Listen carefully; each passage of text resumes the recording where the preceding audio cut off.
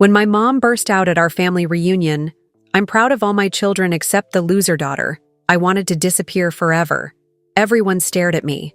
I felt worthless. But what happened next changed my whole life. I found out she wasn't my real mom. I discovered my birth father left me $3 billion. And I learned a secret that could destroy powerful people. What if the worst thing anyone ever said to you was meant to protect you?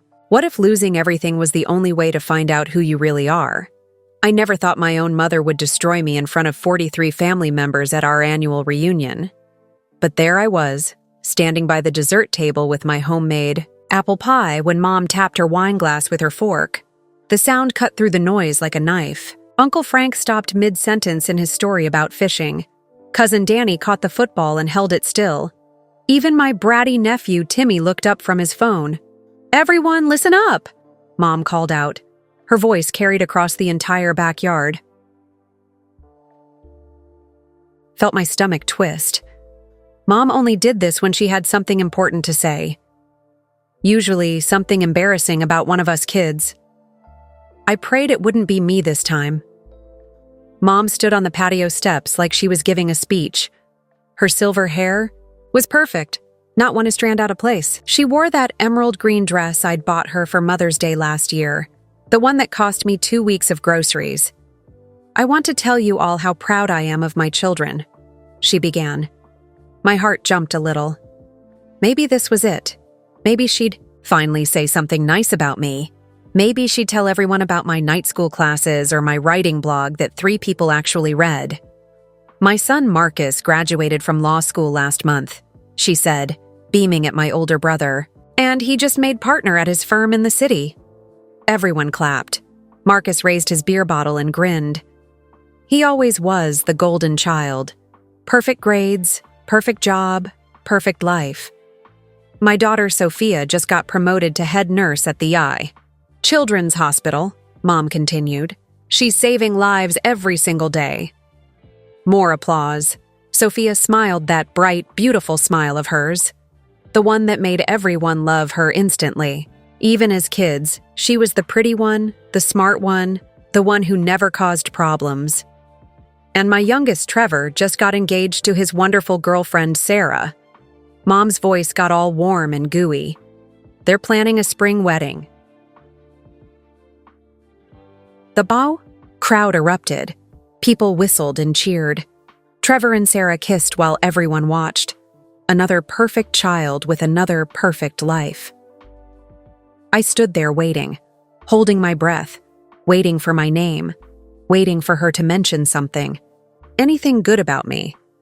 Maybe she'd talk about how I was working 3 jobs to pay for school. Maybe she'd say she was proud that I was finally chasing my dream of being a writer. I waited. And waited. Mom raised her wine glass higher. The afternoon sun caught it and made it sparkle. "I'm so proud of all my children," she said, her voice getting louder. This was it. This was my moment. Except my loser daughter who can't seem to get her life together. The words hit me like a punch to the face. No, worse than that. Like someone had reached into my chest and ripped out my heart. The entire backyard went silent. 43 pairs of eyes turned to stare at me. Some looked shocked. Some looked embarrassed. A few looked like they were trying not to laugh. My face burned hot. I could feel the red creeping up my neck, across my cheeks. My hands started shaking so bad I had to put down my plate before I dropped it. Mom wasn't even looking at me. She was smiling at everyone else like she'd just told a funny joke. Like she hadn't just called her own daughter a loser in front of the whole family. "Cheers to success," she said, raising her glass. People lifted their drinks awkwardly. Nobody knew what to say. The silence stretched on forever. I couldn't breathe. I couldn't think. All I could hear was that word echoing in my head. Loser, loser, loser. That's when I knew I had to get out of there. Not just leave the party. Leave everything. This town, this family, this life where I'd never be good enough. I turned toward the gate, my vision blurry with tears I refused to let fall. Not here. Not in front of them. But as I took my first step, someone grabbed my arm. It was my cousin Riley. Her eyes were wide and urgent. "Don't go," she whispered. "Please don't leave yet." "Let me go, Riley. I can't be here anymore." "There's something you need to know about your mom." Her grip tightened. "Something that changes everything." I stopped walking. "What are you talking about?" Riley looked around nervously. People were starting to talk again, but she lowered her voice. "Anyway, not here. Meet me at the old oak tree behind the church tomorrow at noon. Come alone." "Riley, just tell me now." "I can't, but trust me, Melody. Everything you think you know about why your mom treats you this way, it's not what you think." I stared at her. "What does that mean?" "Just meet me tomorrow, please, before you do anything crazy like leaving town." How did she know I was planning to leave? "Promise me," Riley said. "Promise you'll meet me." I looked back at the party. Mom was laughing with Aunt Susan now, acting like nothing had happened. Like she hadn't just destroyed her own daughter in front of everyone. "Fine," I said. "Tomorrow at noon." Riley let go of my arm. "And Melody, don't believe everything you think you know about your family." Then she walked away, leaving me standing there with more questions than answers. I drove home in a daze. My tiny apartment felt even smaller than usual. 1 bedroom, 1 bathroom, a kitchen the size of a closet. The walls were thin enough that I could hear my neighbor's TV through the bedroom wall. This was my life at 25. Working at a grocery store during the day, cleaning offices at night, and taking online classes whenever I could stay awake, long enough. While my siblings lived in big houses with fancy cars and successful careers. I sat on my lumpy couch and replayed Mom's words over and over. My loser daughter who can't seem to get her life together. The worst part? Maybe she was right. Maybe I was a loser. Maybe I'd never amount to anything. I looked around my apartment, at the secondhand furniture and the stack of unpaid bills on my coffee table, at the rejection letters from publishers pinned to my bulletin board.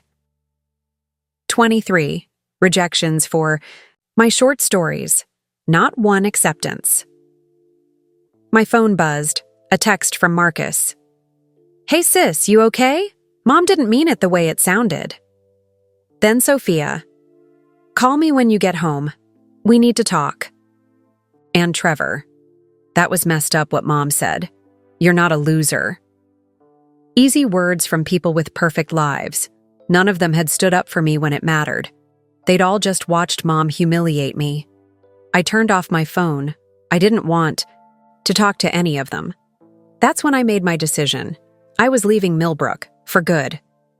I'd been saving money for 2 years, working extra shifts, skipping meals, buying nothing but necessities. I had enough to start over somewhere new. Maybe California, maybe Florida. Somewhere warm where nobody knew me as the Patterson family failure. I pulled out my old suitcases and started packing. It didn't take long. I didn't own much. Some clothes, my books, my laptop. The photo of Dad from when I was little, before the cancer took him. I left the family pictures in their frames. I didn't want reminders of people who clearly didn't want me around. By midnight, everything I owned fit into 2 suitcases and a backpack. I wrote a letter to my landlord giving notice. Another letter to my boss at the grocery store. I'd email my night school professor tomorrow and drop out of classes. Then I went to bed and stared at the ceiling all night. Every time I closed my eyes, I heard Mom's voice. "Loser daughter." By 2 morning, I was exhausted but determined. I was done being the family disappointment. Done trying to prove myself to people who'd already decided I wasn't worth their time. At 10:30, I loaded my car. My beat-up Honda Civic that barely passed inspection last year. It would have to get me to wherever I was going. I almost didn't go meet Riley. What was the point? I was leaving anyway. But something about the way she'd looked at me yesterday made me curious. The urgency in her voice when she said everything I knew was wrong. I drove to the old church where we used to play as kids.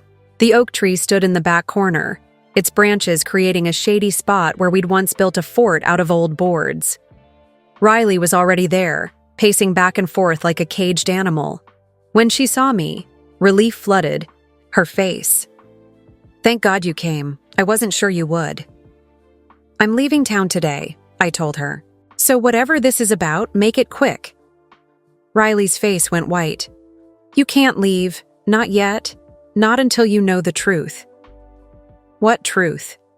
She took a deep breath like she was about to jump off a cliff.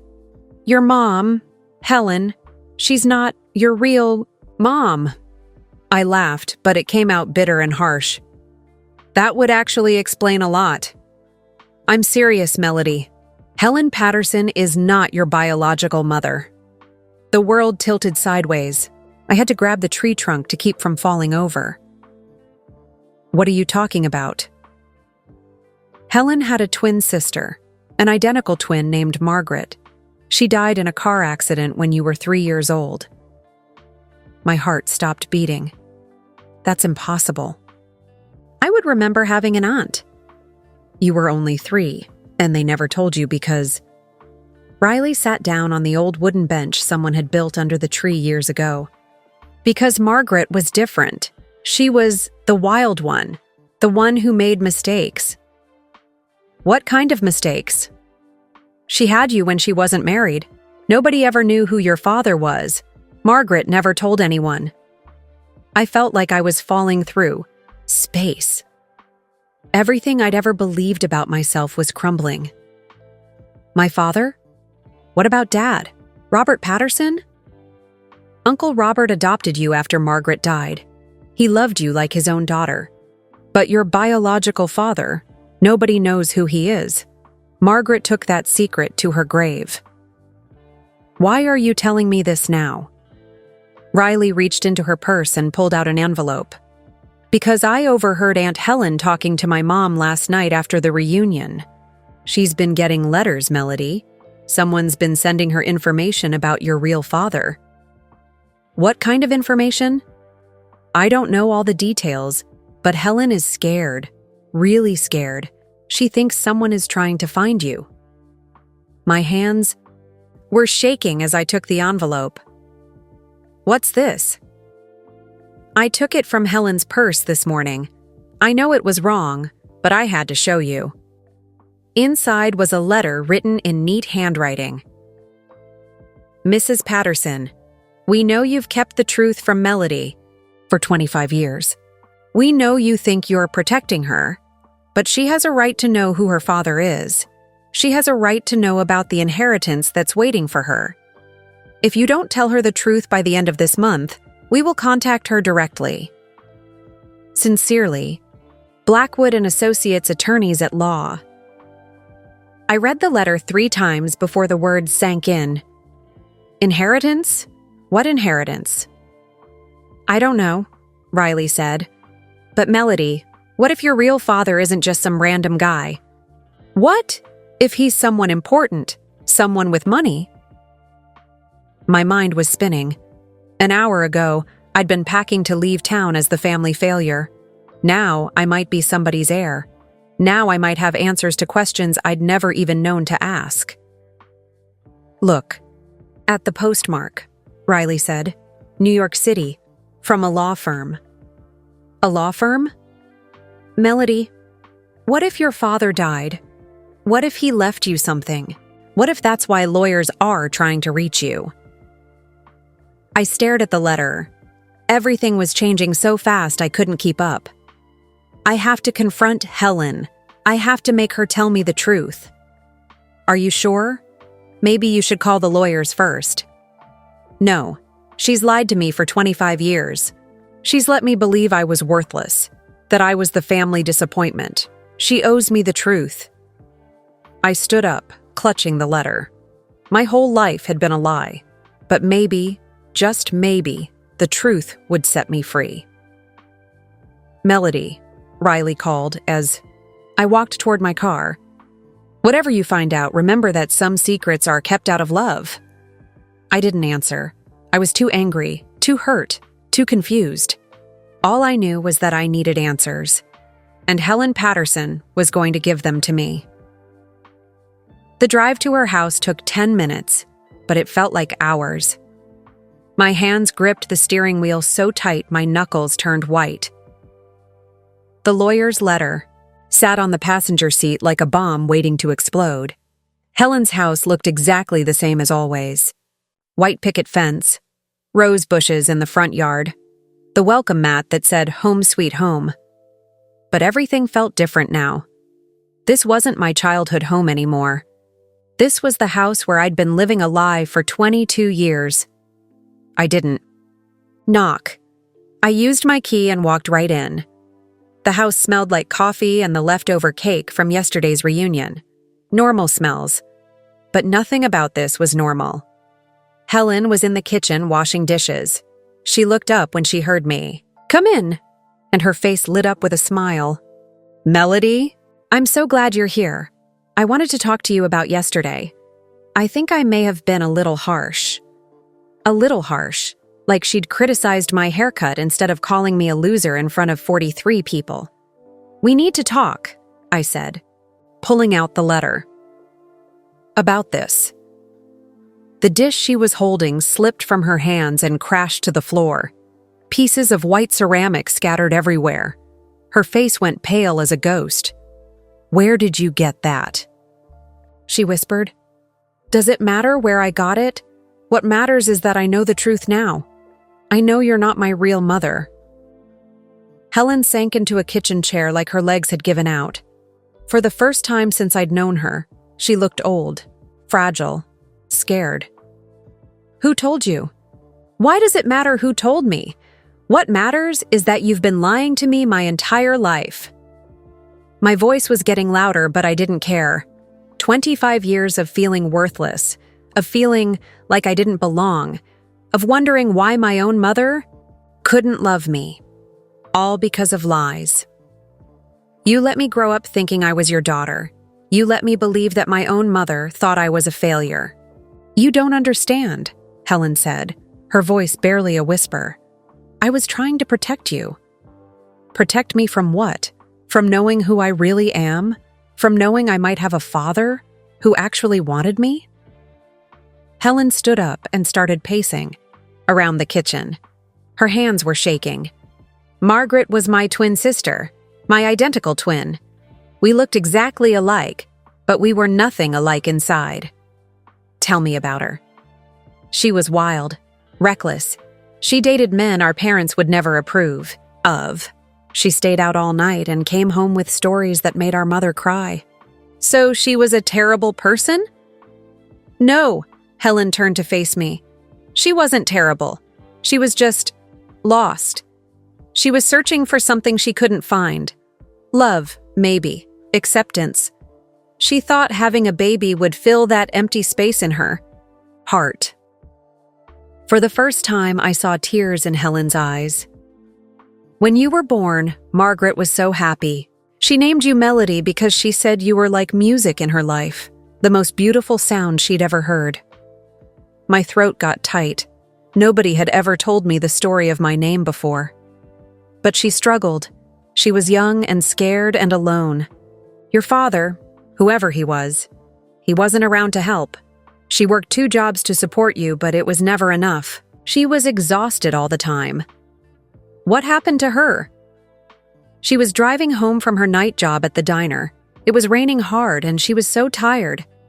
She fell asleep at the wheel and hit a tree." Helen's voice broke. "She died instantly." Felt like someone had punched me in the stomach. My real mother had died working to take care of me. "Robert and I adopted you right away. We loved you. We still love you. But what? But every time I looked at you, I saw Margaret. I saw her wild hair and her stubborn chin and her dreams that were too big for this small town. So you decided to crush those dreams in me? I was afraid you'd end up like her, I was afraid you'd make the same mistakes, choose the wrong men, throw your life away for nothing. So you made me feel worthless instead. Helen reached across the table, trying to take my hand. I pulled away. I thought if I pushed you harder, if I didn't let you get comfortable, you'd work to be better. You to be safe. You thought wrong. I know that now. I've known it for years, but I didn't know how to fix it. I didn't know how to take back all the hurt I'd caused. The letter mentions an inheritance. What inheritance? I don't know. Helen's voice was so quiet I could barely hear her. These letters started coming 3 months ago. Someone knows who your father is, but they won't tell me. They want me. To tell you first? 3 months ago? You've known about this for 3 months and didn't tell me? I was scared. What if your father is someone dangerous? What if he's married with another family who doesn't want you to exist? That's not your choice to make. You're right. Helen's voice was barely a whisper. I know you're right. I've been selfish. I've been holding on to you because you're all I have left of Margaret. I stood up. My whole body was shaking with anger and hurt and confusion. I need all the letters. Every single one. Melody, wait. There's something else. What else could there possibly be? Helen went to the hall closet and came back with a small wooden box. Margaret left this for you. She made me promise to give it to you when you turn 25. My birthday was last month. I know. I was trying to work up the courage. Inside the box was a silver locket with a tiny diamond in the center. When I opened it, there was a picture of a woman who looked exactly like me, holding a baby. That's Margaret holding you when you were 6 months old, Helen said softly. I stared at the picture. This was my real mother, the woman who'd named me Melody because I was music in her life. There's an inscription on the back, Helen said. I turned the locket over. In tiny letters it said, To my beautiful daughter, your father loved us, both, even if he couldn't stay. Find the music in your heart. Love, Mom. Your father loved us both. My hands were shaking as I read the words again. She knew who he was. She knew he loved her. That's when I realized I had to let you go, Helen said. I had to let you find your own truth. I looked at Helen sitting there with tears streaming down her face. She wasn't my mother, but she'd raised me for 22 years. She'd made mistakes, but maybe she'd been trying to love me the only way she knew how. I'm going to New York, I said. I'm going to find out who my father is. I know, and I'm going to help you. Why? Because Margaret was right. You were music in her life, and you've been music in mine too, even when I was too stubborn to admit it. I put the locket around my neck. For the first time in my life, I felt connected to something bigger than this small town and this complicated family. I'm still angry at you, I said. I know, you have every right to be. But I want you to know something. Yesterday, when you called me a loser in front of everyone, it almost destroyed me. But maybe it was exactly what needed to happen. What do you mean? Maybe I needed to hit rock bottom to find out who I really am. Helen smiled through her tears. Margaret would be so proud of the woman you've become. I wasn't sure about that yet.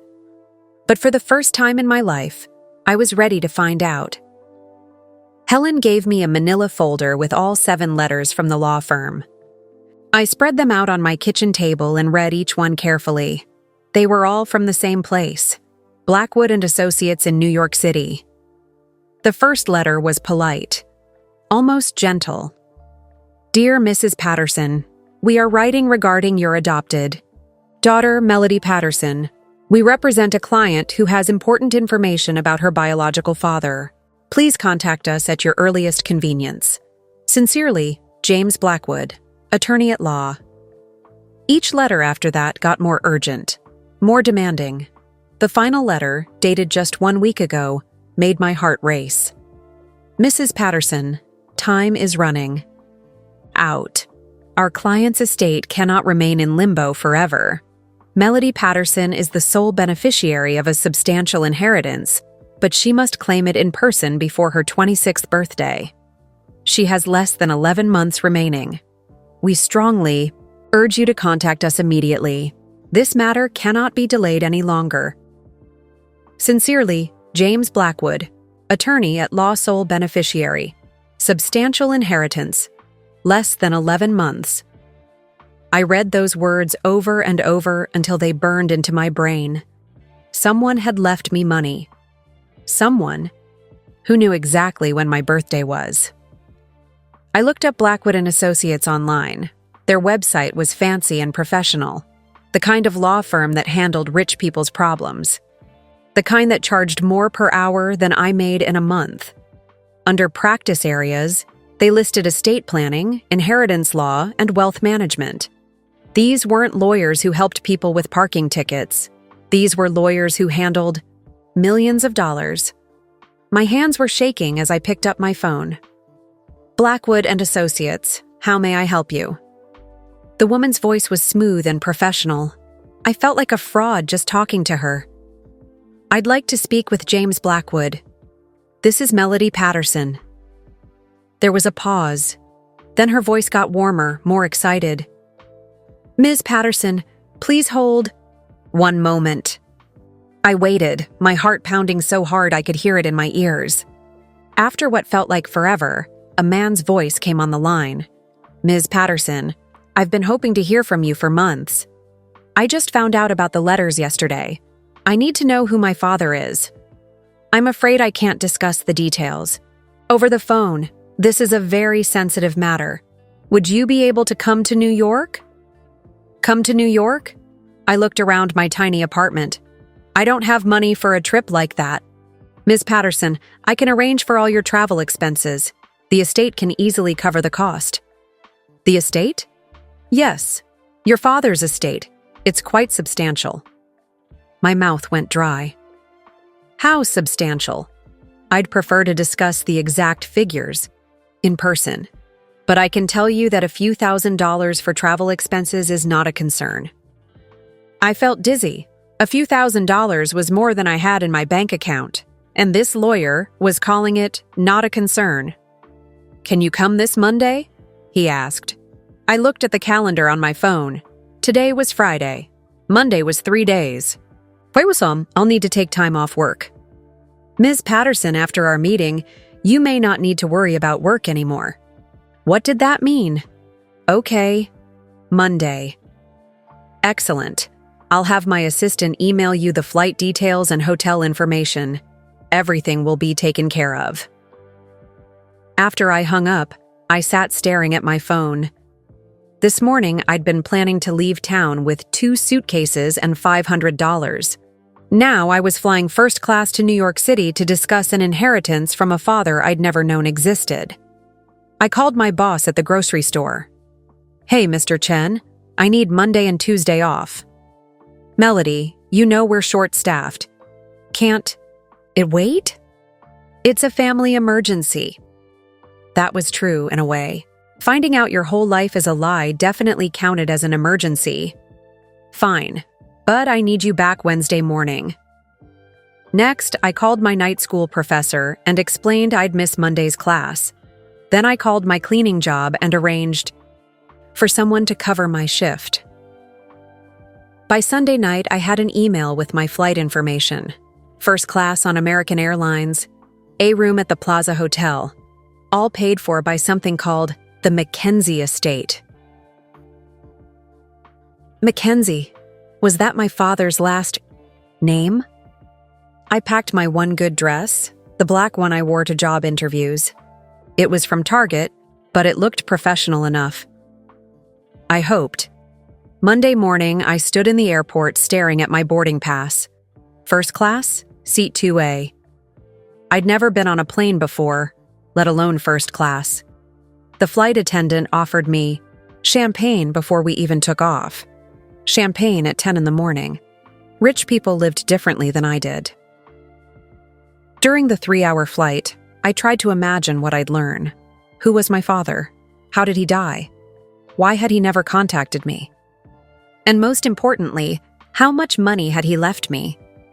The Plaza Hotel was fancier than any place I'd ever seen. The lobby had marble floors and crystal chandeliers. People in expensive clothes walked around like they belonged there. I felt completely out of place in my Target dress and drugstore makeup. The law firm was on the 32nd floor of a Manhattan skyscraper. The elevator ride made my ears pop. When the doors opened, I stepped into a world of marble and mahogany and floor-to-ceiling windows. "Miss Patterson?" A young woman in a perfect suit approached me. "I'm Sarah, Mr. Blackwood's assistant. He's ready to see you." James Blackwood was younger than I'd expected, maybe 45, with kind eyes and graying hair. His office was bigger than my entire apartment. "Ms. Patterson, thank you for coming. Please, have a seat." I sat in a leather chair that probably cost more than my car. "Before we begin, I need to verify your identity." He opened a thick file folder. "Do you have your birth certificate and driver's license?" I handed him the documents Helen had given me. He studied them carefully, comparing them to papers in his file. "Everything matches perfectly. You are definitely Melody Patterson, daughter of Margaret Patterson, born October 15, 1999. "And my father?" James leaned back in his chair. "Your father was Daniel Mackenzie." The name meant nothing to me. Who was Daniel Mackenzie? He was a very successful businessman. He owned a chain of restaurants. Restaurants? Mackenzie's Family Dining. Perhaps you've heard of them? My jaw dropped. Everyone had heard of Mackenzie's. They were everywhere. Red booths, comfort food, families eating together. I'd been to one just last month. He owned Mackenzie's? The whole chain? All 412 locations, plus the food distribution company that supplies them, plus significant real estate holdings, plus a diversified investment portfolio. I couldn't breathe. How much money are we talking about? James opened another folder and pulled out a document. "Ms. Patterson, your father's estate is valued at approximately $93 million. The room started spinning. $93 million? Your father died 18 months ago. He never married. He had no other children. You are his sole heir." I gripped the arms of my chair to keep from falling over. But why didn't he ever contact me? Why didn't he ever try to be part of my life? "That," James said gently, "is a very long and complicated story, but I think you deserve to hear all of it." He pulled out one more folder. This one was thick and worn, like it had been handled many times. "Your father left you a letter, Ms. Patterson. He wrote it just before he died. I think it will answer most of your questions." My hands were shaking as he handed me an envelope with my name written in careful handwriting. Inside was a letter that would change everything I thought I knew about love, family, and forgiveness. But as I unfolded the pages, I had no idea that the biggest shock was still coming. The letter was written in neat handwriting on expensive paper. My father's handwriting. The man I'd never met had written me a letter. "My dearest Melody, by the time you read this, I will be gone. I know this must be overwhelming and confusing. I know you probably hate me for never being part of your life, but I need you to know the truth about why I stayed away. I met your mother, Margaret, when I was 24 years old. I was working as a line cook at Asmal Restaurant, saving every penny to open my own place someday. She was working at a bookstore and taking art classes at night. Margaret was the most beautiful woman I'd ever seen. Not just on the outside, but inside too. She was kind and funny and full of dreams. She believed in magic and happy endings. I fell in love with her the moment I saw her smile.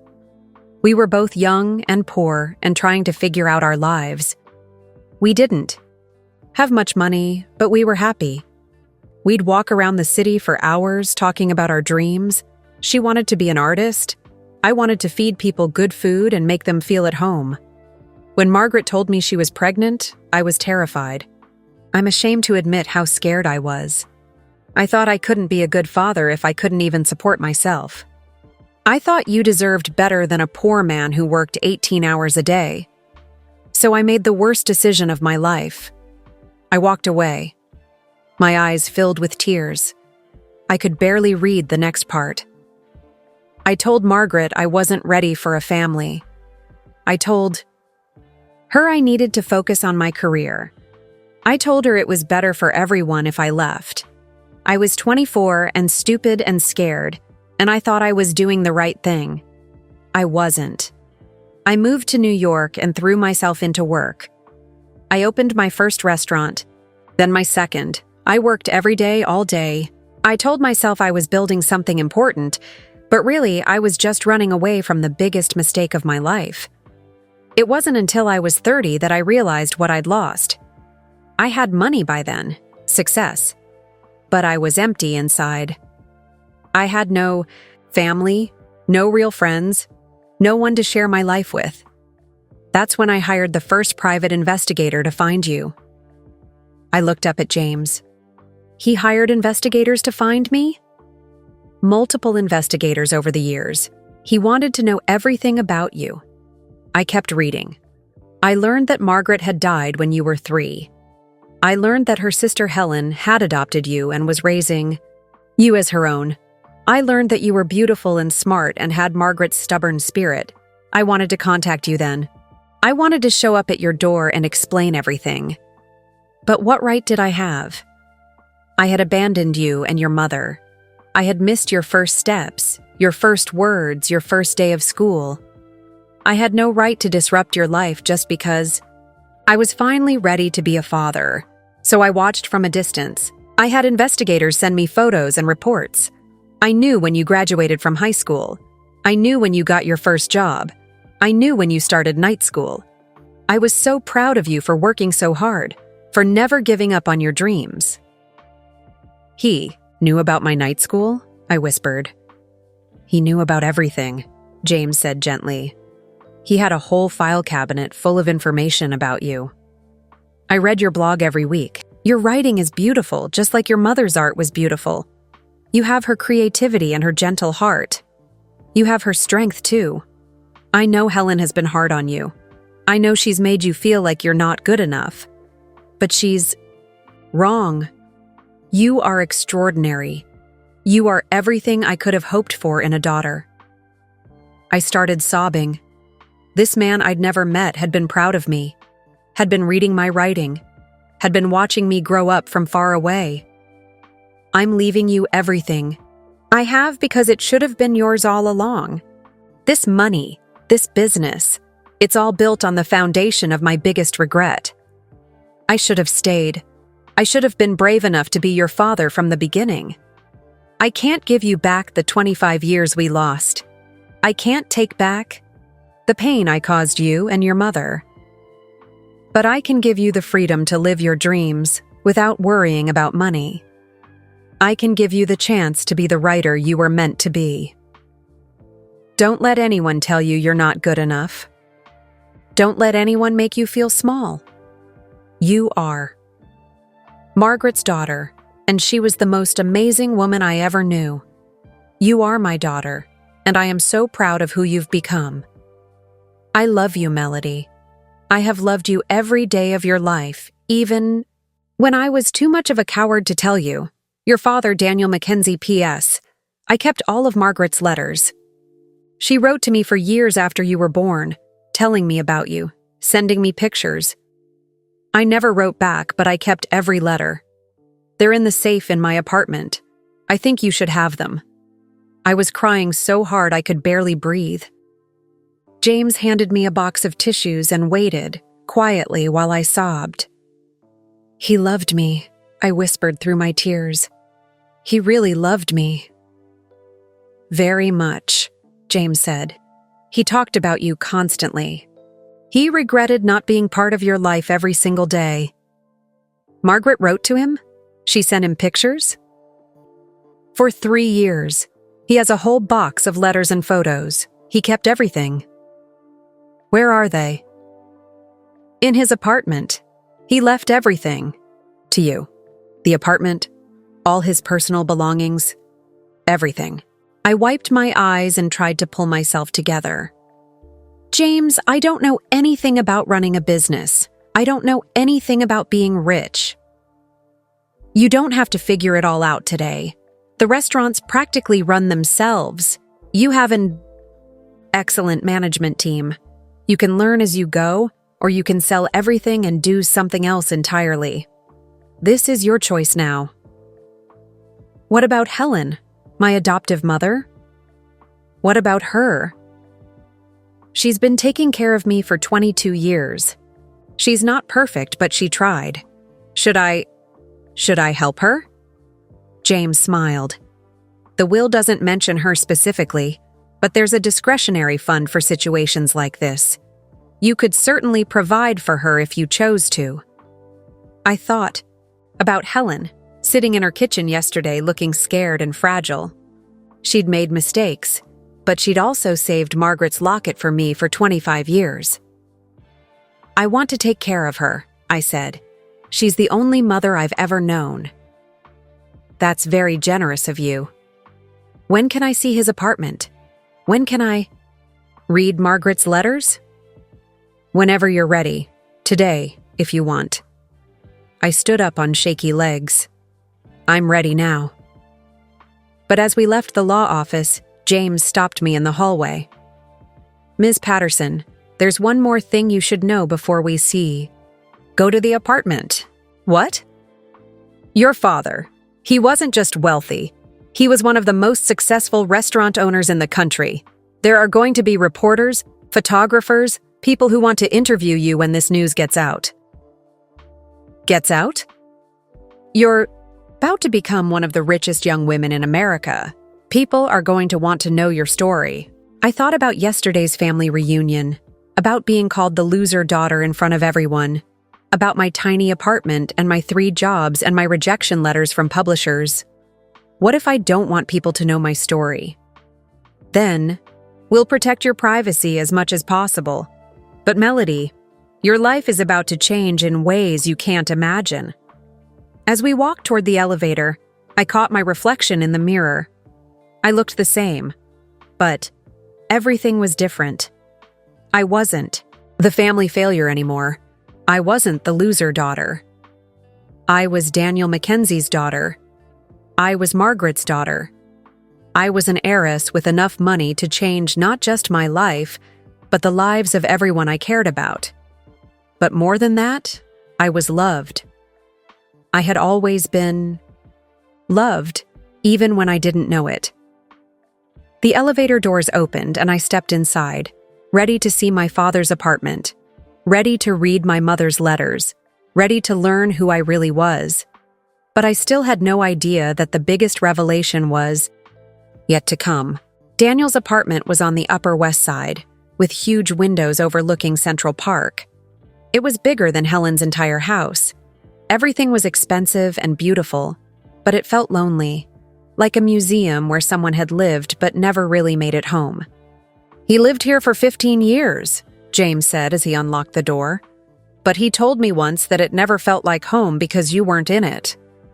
The master bedroom had a walk-in closet bigger than my apartment. In the back corner sat a large safe.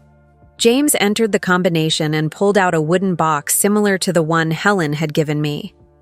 These are Margaret's letters, he said. All of them. He organized them by date. James left me alone to read them. I sat on Daniel's bed, holding the box that contained my mother's words. Inside were dozens of letters tied with blue ribbons. The earliest was dated just 2 months after I was born. December 1999. Dear Daniel, I know you said you didn't want to be part of this, but I thought you might want to know that your daughter is healthy and beautiful. Her name is Melody Patterson, and she has your dark eyes and your stubborn chin. I'm not writing to make you feel guilty or to ask for money. I'm writing because I think you should know that she exists, that she's real, that she's wonderful. She sleeps through the night already, which the doctor says is unusual for such a young baby. She's smart, just like you.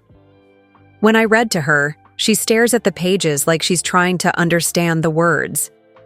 I won't write again if you don't want me to. But I hope someday you'll want to meet her.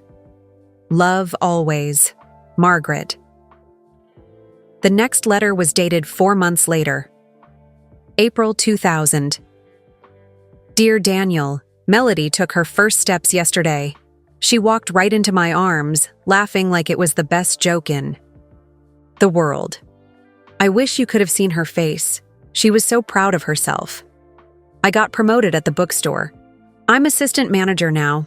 The pay is better, though still not great. We're doing okay, though.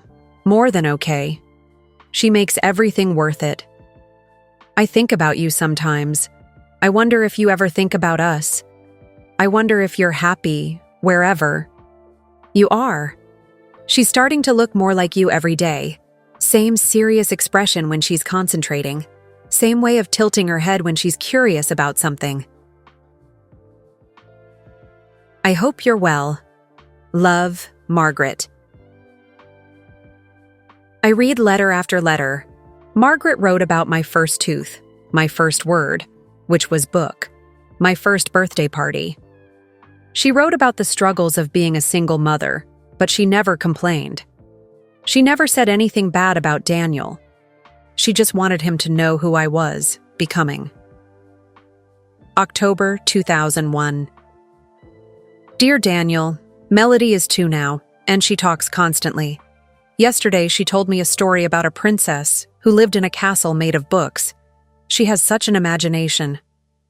I started working a second job, waitressing at night after the bookstore closes. It's hard leaving her with the babysitter so much, but I'm saving money for her college fund. She's going to have opportunities I never had. I saw you on the local news last week. Your restaurant is doing well. I'm proud of you for following your dreams. I just wish, well, I wish a lot of things. But mostly, I wish you could see how amazing she is. Love, Margaret. The letters got sadder as I got older. Margaret was working more, sleeping less. She was exhausted. June 2002. Dear Daniel, Melody will be 3 soon. She asks about her daddy sometimes. I tell her that her daddy lives far away, but that he loves her very much. I hope that's true. I'm scared, Daniel. Really scared. I'm working 16 hours a day, and it's still not enough. The bills keep coming. The rent went up again. I don't know how much longer I can keep this up. But then she hugs me and tells me I'm the best mommy in the world, and I find the strength to keep going. I love you still. I probably always will. But I love her more than life itself. Margaret. The last letter was dated just 1 week before Margaret died. October 2002. Dear Daniel, I don't think I'll write anymore after this. You've never responded, and I'm starting to understand that you never will. Maybe it's time to let go. Melody starts preschool next week. She's so excited. She wants to be a teacher when she grows up so she can help kids learn about books. I'm tired, Daniel. So very tired. But when I look at her, I see hope. I see everything good in this world. If something ever happens to me, I hope you'll remember that she exists. I hope you'll remember that she's half of you, the good half, the part that dreams big and works hard and never gives up. I hope you'll love her the way I do. Love always and forever, Margaret. Margaret died 2 weeks later. I was sobbing so hard I could barely breathe. This young woman had loved me so much, had worked herself to death trying to give me a good life, had loved a man who never wrote back, but had kept hoping he might change his mind. There was a soft knock on the bedroom door. Miss Patterson, are you all right? James came in and sat down in the chair by the window. Those letters are difficult to read. She loved him until the end, even though he never responded. He read every single one multiple times. Look at them, they're worn from handling. He told me once that he started hundreds of letters to her, but never had the courage to send them. Why didn't he write back? He said he didn't deserve to be part of your lives after abandoning you.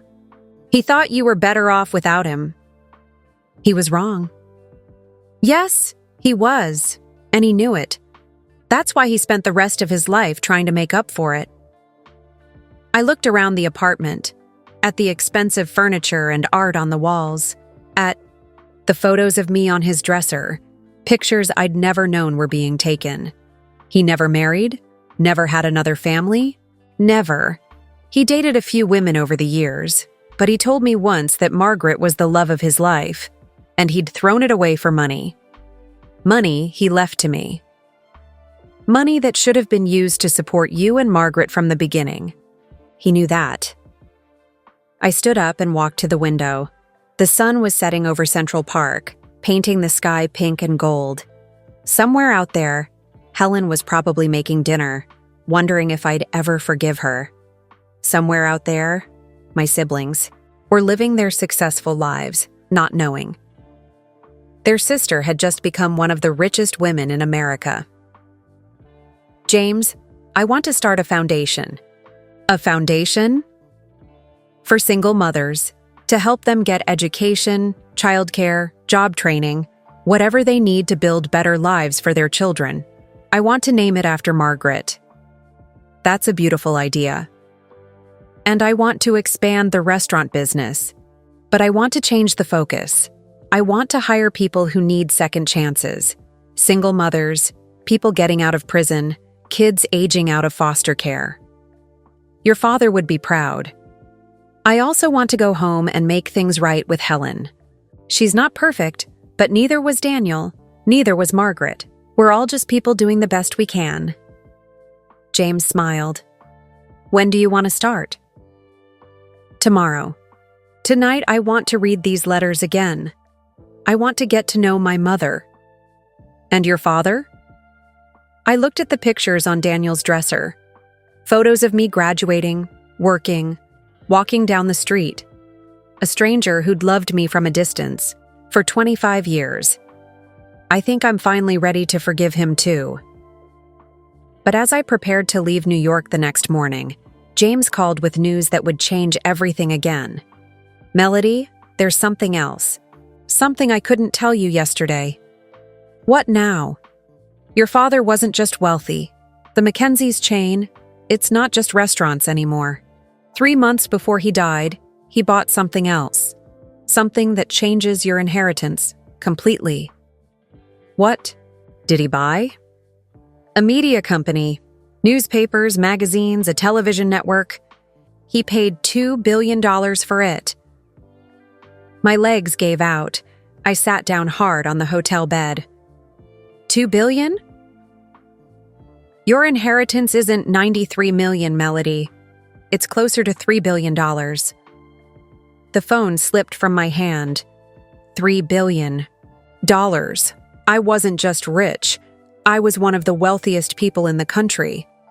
But that wasn't even the biggest shock. There's one more thing, James said when I picked up the phone. The media company your father bought? It's called Patterson Media Group. Patterson? Like my name? Like Margaret's maiden name. He bought the company that fired her father 25 years ago, the company that destroyed her family's reputation. He bought it to make things right. I started laughing and crying at the same time. Even in death, Daniel was still trying to protect Margaret's memory, still trying to make up for walking away. But as I sat there processing this news, I had no idea that the real reason behind his last purchase would reveal a family secret that would shake me to my core. The flight back to Millbrook felt like traveling between two different worlds. 3 days ago, I'd been a grocery store clerk with rejection letters from publishers. Now I was worth $3 billion and owned a media empire. But the money wasn't what mattered most. What mattered was that I finally understood who I was. I was Margaret's daughter, the woman who'd worked 2 jobs to save for my college fund. I was Daniel's daughter, the man who'd spent 25 years loving me from afar. I wasn't the loser daughter Helen had called me. I never had been. I drove straight to Helen's house. She was in her garden again, pulling weeds from the flower bed Margaret had helped plant when they were teenagers. When she saw me walking up the path, she stood up slowly, hope and fear mixed on her face. "You came back," she said quietly. "I told you I would." She nodded toward the back porch. "How did it go in New York?" We sat on the old porch swing where we'd had so many conversations over the years. This time felt different, though. This time, we were both telling the truth. His name was Daniel Mackenzie. He owned the Mackenzie's restaurant chain. Helen's eyes widened. "The restaurant chain? Those places are everywhere." He left me everything. The restaurants, real estate, investments, everything. "How much is everything?" I took a deep breath. $3 billion. Helen's face went white. She gripped the arm of her rocking chair so tight her knuckles turned white. "Did you say billion?" With a B. "Oh my God, Melody. Oh my God." "Helen, I want you to know something. I'm still angry at you for lying to me all these years. But I understand why you did it. Do you? You were scared. You saw Margaret make what you thought were bad choices, and you were afraid I'd do the same thing. You thought if you were hard on me, I'd work harder and be safer." Helen started crying. "Every time I looked at you, I saw her. I saw Margaret's wild spirit and her big dreams. I was so afraid you'd get hurt the way she did. But I'm not Margaret. And even if I was, that wouldn't be a bad thing. I know that now. I've known it for years, but I didn't know how to change. I didn't know how to take back all the hurt I'd caused." I reached over and took her hand. "I forgive you." "You do? You're not perfect, but you kept me safe for 22 years. You made sure I had food and clothes and a roof over my head. You worked 2 jobs when Dad got sick. You loved me the only way you knew how." Helen squeezed my hand. "What happens now?" I pulled out a check I'd had the lawyers prepare. "This is for you. It's enough to pay off your house, set up a retirement fund, and live comfortably for the rest of your life." Helen looked at the check and gasped. "Melody, this is $5 million. It's what you deserve for raising me. I don't deserve this. Not after how I treated you." "Yes, you do. And there's more for Marcus, Sophia, and Trevor. College funds. For their kids, money to pay off their houses. Their family, too. You're too generous. I can afford to be generous now. Do you know what that feels like? To be able to help people without it hurting me? What will you do with the rest?" "I'm starting a foundation for single mothers, the Margaret Patterson Foundation. And I'm expanding the restaurant business to hire people who need second chances. Margaret would be so proud." "I hope so. I'm also going back to school." "For real this time?" "I want to get my English degree, maybe my master's. I want to be a writer." "You've always been a writer. Even when you were little, you were making up stories." "Daniel knew about my blog. He read every post. He kept printouts of all my writing. He was watching over you. For 25 years, he hired private investigators to keep track of me. He knew about my jobs, my school, everything. He was proud of me, Helen. He called me extraordinary." Helen smiled through her tears. "You are extraordinary. You always have been. I get my strength from both sides, I guess." We sat quietly for a while, watching the sun set over the garden. The same garden where Margaret had played as a child, where she'd dreamed of becoming an artist. "There's going to be a memorial service," I said, "for Daniel. I want to speak at it. I want people to know about Margaret, too." "That sounds perfect." "Will you come with me? To New York? You want me there?" You're the only mother I've ever known. I'd like you beside me." Helen started crying again. "After everything I've done, you still want me in your life?" "Helen, family isn't just about blood. It's about the people who show up. You showed up every day for 22 years. You're my mom, whether we share DNA or not." "I love you, Melody." I should have said it more. "I love you too." That night, I stayed in my old room. The walls were still covered with participation ribbons and honor roll certificates. Helen had kept everyone, even though she'd acted like they didn't matter at the time. My phone buzzed with texts from my siblings. "Marcus, Mom told us about the inheritance." "Holy crap, sis! We need to talk." "Sophia, I can't believe our little sister is a billionaire. I'm so proud of you." "Trevor, are you really paying off our mortgages? You're the best sister ever." For the first time in my life, I felt like I truly belonged in this family. Not as the disappointment, not as the one who couldn't get her life together, but as an equal. As someone worthy of love and respect. I texted them all back. "Family dinner Sunday, my treat. We have a lot to catch up on." But even as I was reconnecting with my family, I couldn't shake the feeling that there was still something I didn't know. Something about why Daniel had bought Patterson Media Group. Something James hadn't told me yet. The next morning, my phone rang. It was James. "Melody, I need to see you again. Can you come back to New York?" "Why? What's wrong?" "It's about Patterson Media Group. I've been going through your father's files, and I found something. Something that changes everything we thought we knew about Margaret's family." "What kind of something?" "I can't explain it over the phone. But Melody, your father didn't just buy that company to make amends. He bought it because he discovered something about Margaret's father. Something that connects your family to one of the biggest scandals in media history." My heart started racing. "What scandal?" "Come to New York. Bring Helen if you want. But come quickly. This is bigger than we thought." After I hung up, I sat, staring at my phone. Just when I thought I knew the whole story, there was more.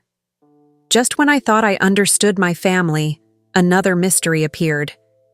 But this time, I wasn't afraid. I was ready for whatever truth was waiting for me. I was ready to learn who I really was. Helen and I flew to New York together the next day. She'd never been on a plane before, and watching her face light up as we took off reminded me that this journey was changing both of us. "I can't believe I'm sitting in first class," she whispered as the flight attendant offered us warm cookies. "Get used to it," I said, squeezing her hand. "We're family. We do this together now." James met us at the airport with a black car and driver, another reminder that my life had completely changed. A week ago, I took the bus everywhere. Now, I had a driver waiting for me.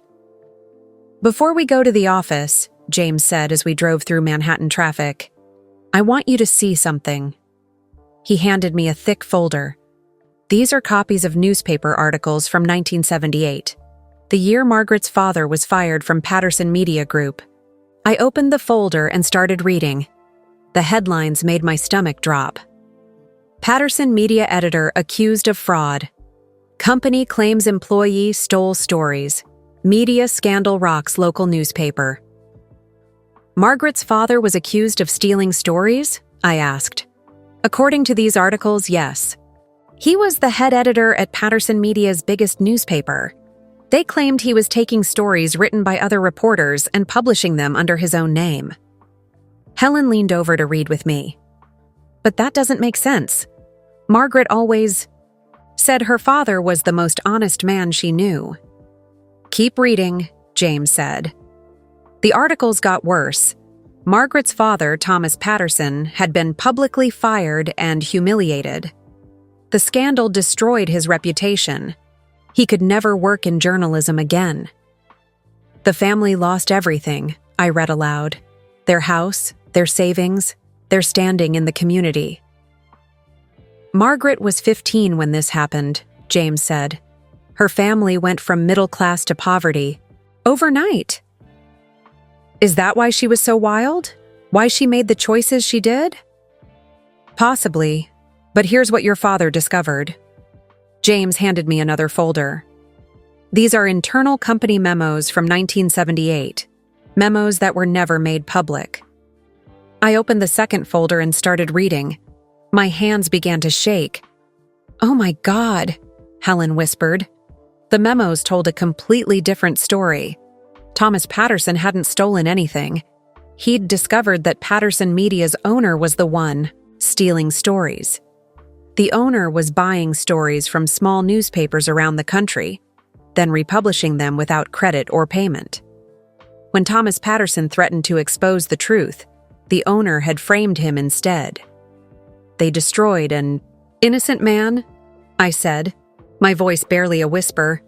And his family, James added. Margaret grew up poor because of lies. She made desperate choices because she had no other options. How did Daniel find this out? He hired investigators to research Margaret's family history.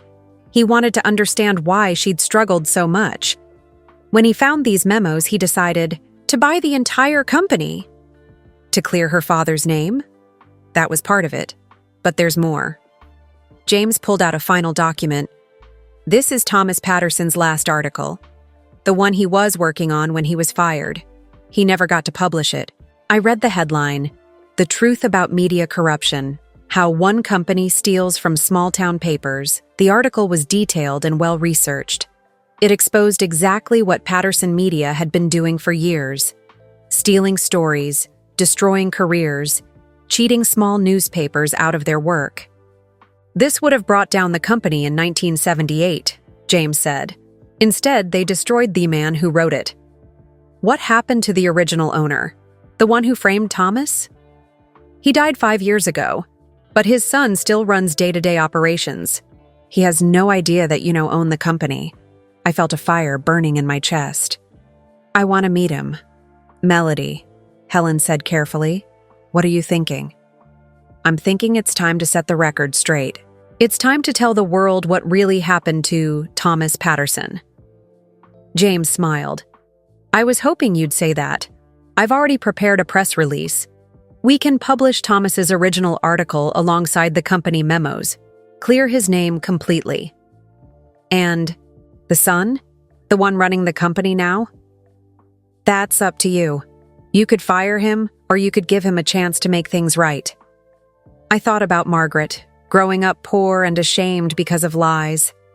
I thought about how that shame had shaped her choices, led her to feel unworthy of love.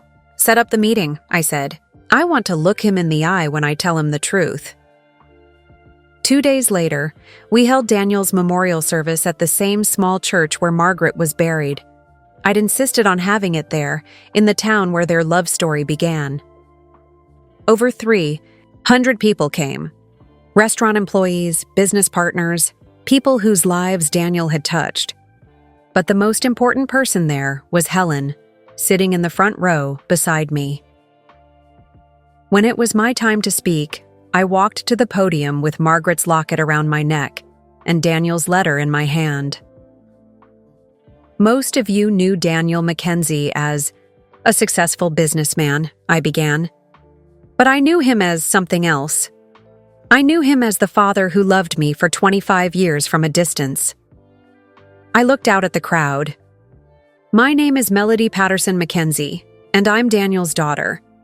He never held me as a baby or taught me to ride a bike, but he loved me every single day of my life.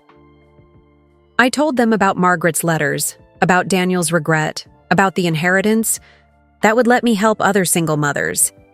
I told them about the foundation we were starting and the jobs we would create. But then I told them something else.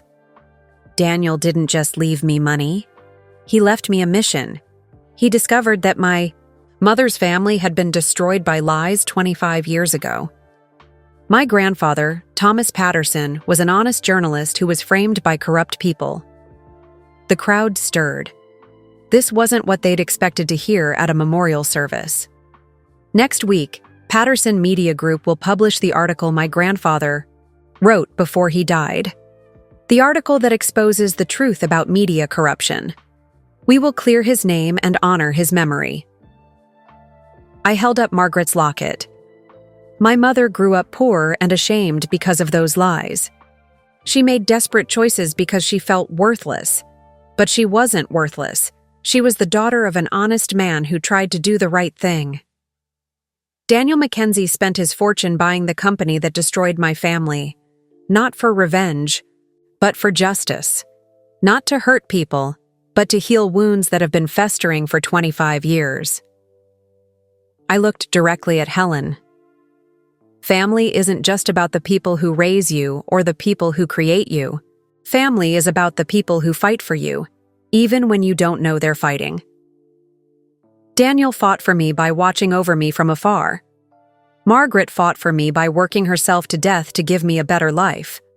Helen fought for me by taking in a scared little girl and raising her as her own. And now it's my turn to fight. To fight for truth, for justice, for the people who need second chances. After the service, people came up to me one by one. Restaurant employees who wanted to thank Daniel for believing in them. Business partners who shared stories of his generosity. But the person who mattered most was Helen. "I'm proud of you," she said, hugging me tight. Margaret would be proud too. "Are you ready to go home?" I asked. "Actually," Helen said with a smile, "I was thinking maybe I'd like to stay in New York for a while. Maybe help you run this foundation, if you'll have me." I started crying. "Are you sure?"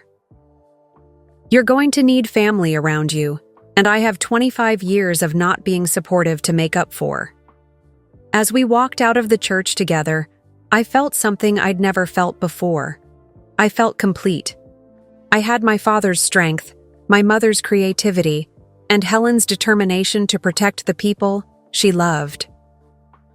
But most importantly, I had the truth, and now it was time to share that truth with the world. 6 months later, I stood in front of the first Margaret Patterson Foundation Center, watching single mothers arrive for job training classes. The building had been a vacant warehouse 3 months ago. Now it buzzed with activity. Daycare on the first floor, classrooms on the second, computer labs on the third. "Ms. Mackenzie?" A young woman approached me nervously. She looked about 20, with a baby on her hip and exhaustion in her eyes that reminded me of Margaret's letters. "I'm Sarah Chen. I'm here for the nursing program orientation." "Welcome, Sarah. How old is your baby?" 8 months. I'm sorry I had to bring him. I couldn't find anyone to watch him." "That's exactly what our daycare is for. Let me show you around." I walked Sarah through the building, explaining how everything worked. 6 months of intensive training with full childcare provided, job placement assistance, housing help if needed, all free, all designed to help women build careers that could support their families. "Why are you doing this?" Sarah asked as we watched her son happily playing with other babies in the daycare. "Because someone should have done it for my mother 25 years ago." "Your mother was a single mom too?"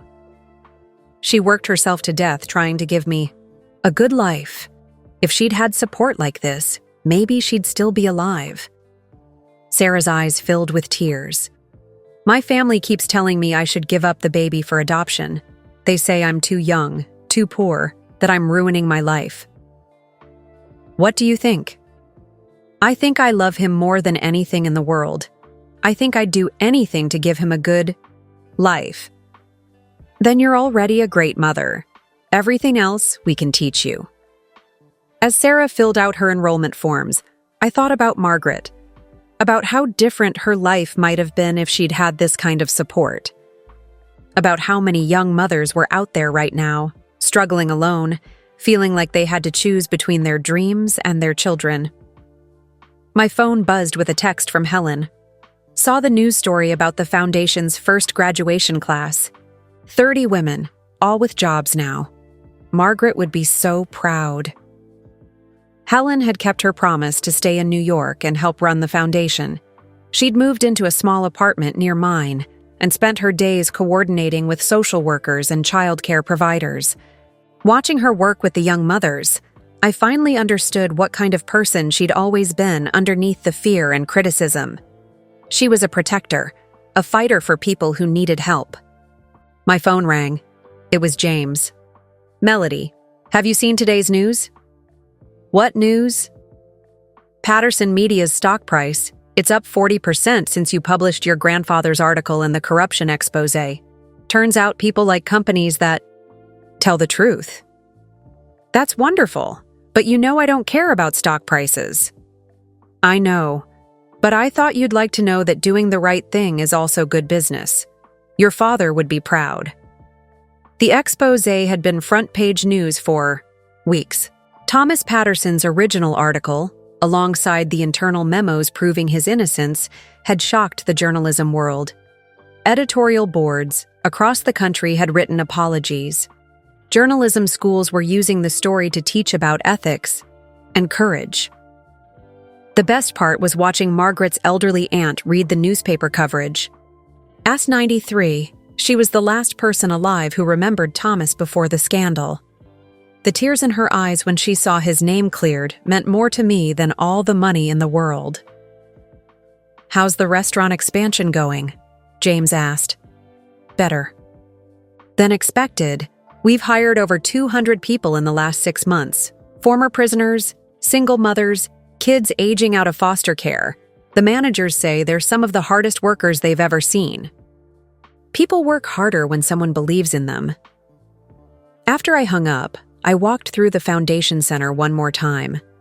In the computer lab, women were learning office skills. In the counseling rooms, social workers were helping families navigate everything from housing to healthcare. In the childcare center, toddlers were playing, while their mothers attended classes upstairs. This was what I'd been meant to do. Not just inherit money, but use it to change lives. "Melody?" I turned to see Riley walking toward me, holding hands, with a woman I recognized as her girlfriend Lisa. Riley was noticeably pregnant now. "Riley, how are you feeling?" "Tired but happy. We wanted to thank you." "For what?" "For everything. The prenatal care program, the parenting classes, Lisa's job at the foundation.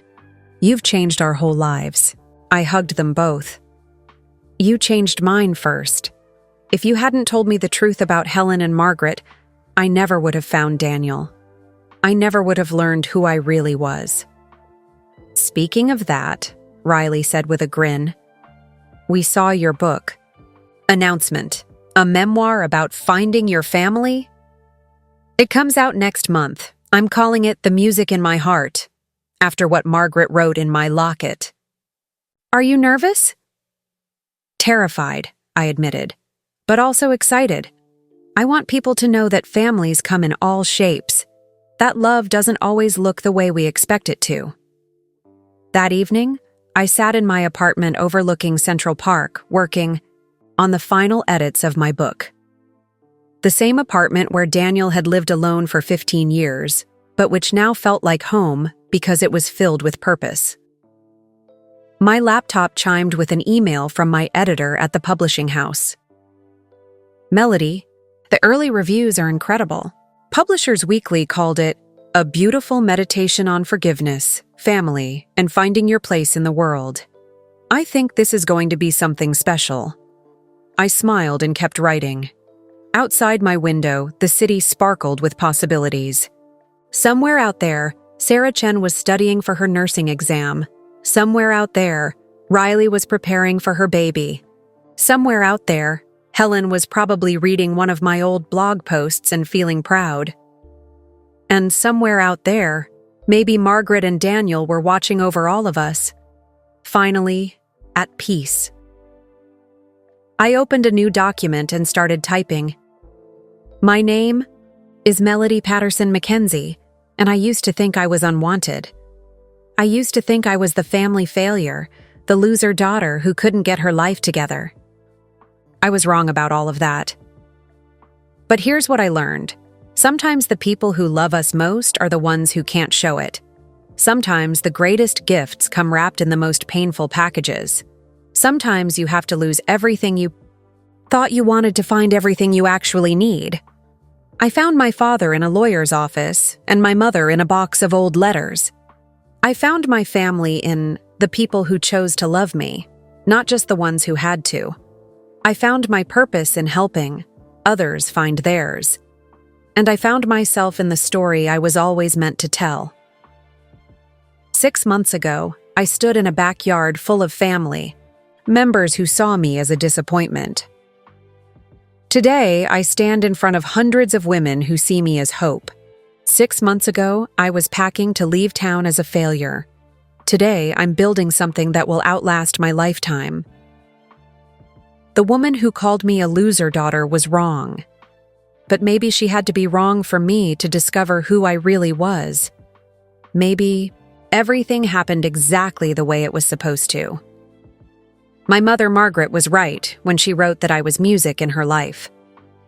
But she was also music in mine, a song I couldn't hear until I learned to listen with my heart instead of my ears. My father, Daniel, was wrong when he thought he didn't deserve to be part of my life, but his love reached me anyway, across 25 years and through an inheritance that was never really about money. And Helen, who raised me with tough love and impossible standards, was wrong about a lot of things. But she was right about one thing. I am strong. Strong enough to forgive. Strong enough to build something beautiful from the ashes of old pain. This is my story. But more than that, this is a story about second chances, about families that don't fit the mold, about love that finds a way even when everything seems impossible. If you're reading this and you feel unwanted, remember, you might just be loved by someone you haven't met yet. If you feel like a failure, remember, your greatest success might be waiting, just around the corner.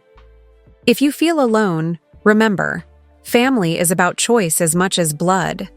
The music in your heart is waiting to be heard. All you have to do is listen. I saved the document and leaned back in my chair. My story wasn't over, it was just beginning. Tomorrow, I would go to the foundation and help more women find their strength. Next week, I would visit the restaurants and create more jobs for people who needed second chances. Next month, my book would come out and hopefully inspire others who felt lost and unloved. But tonight, for the first time in my life, I was exactly where I belonged. I was Melody Patterson. Mackenzie, daughter, sister, friend, writer, philanthropist. I was the music Margaret heard when I was born, the dream Daniel carried for 25 years, the potential Helen saw even when she couldn't express it properly. I was finally, completely, beautifully myself. And that's how I went from being called the loser daughter to finding my true family and changing thousands of lives. Sometimes the worst moments lead us to our greatest purpose. I'd love to know, where are you listening from today? Drop your city or country in the comments below. It amazes me how stories like this connect people from all around the world. If Melody's journey touched your heart, please hit that like button.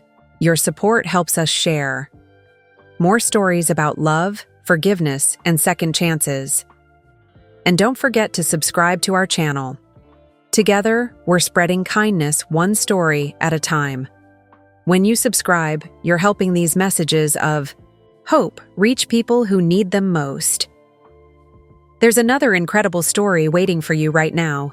Click on the video appearing on your screen. It's about someone who discovered a life-changing secret that no one saw coming. Until next time, remember, you are loved, you are worthy, and your story matters.